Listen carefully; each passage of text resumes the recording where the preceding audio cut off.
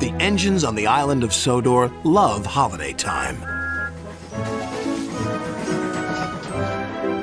Percy was taking some freight cars to the docks. Terence the tractor was working in a field close to the line. "Hello, Percy. Nice day for it, isn't it?" Percy was confused. Nice day for what? Mrs. Kyndley's daughter is getting married today. Oh, yes, of course.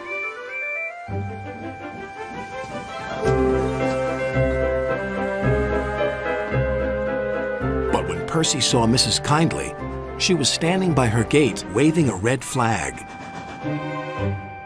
"What's the matter?" asked the driver.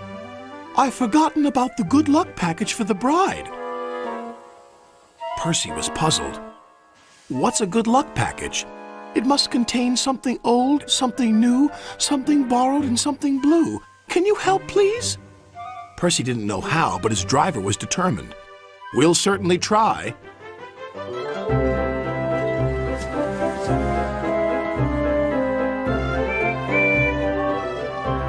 Percy had to stop at Edward's station to take on water.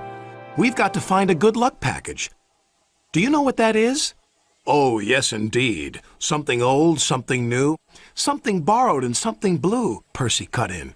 "But where do we find them?" Edward smiled. "They're probably staring you in your smoke box. Now, I have to fetch my special train. I'm taking guests to the wedding."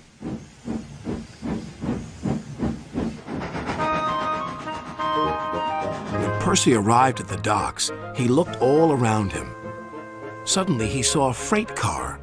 It was loaded with a new set of shiny buffers. "Look, look! There's something new!"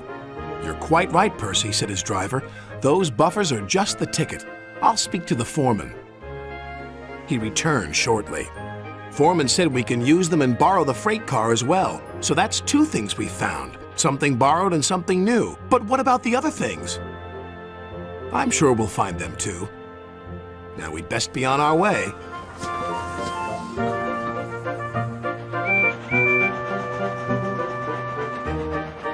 As Percy was shunting some freight cars into a siding, he heard a voice. "Hello, Percy." There was old Slow Coach, who he and Thomas had rescued from scrap. "You're it!" squeaked Percy. "I'm what it?" said the coach. "The something old for the wedding." And then Percy explained. "Now we only have to find something blue. But what and where?" "You'll see," said his driver.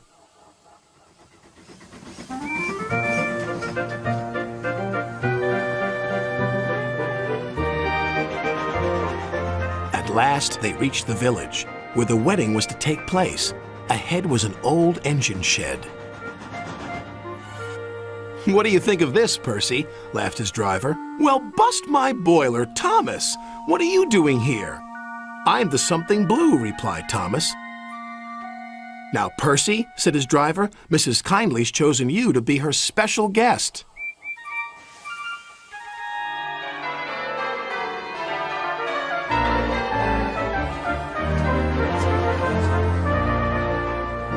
When the bride and groom left the church for the party, Sir Topham Hatt addressed everybody. "Ladies and gentlemen, may I present the good luck package. Something old, something new, something borrowed, something blue. All found by Percy and his crew." The engines whistled and everyone cheered. "Thank you, Thomas. And thank you, Percy," said the bride. "It's the best good luck package ever." And she kissed Percy. Thomas laughed as Percy blushed bright red.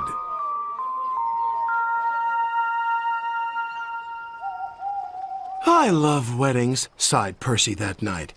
"Did you enjoy your kiss?" But Percy was embarrassed and pretended to be asleep.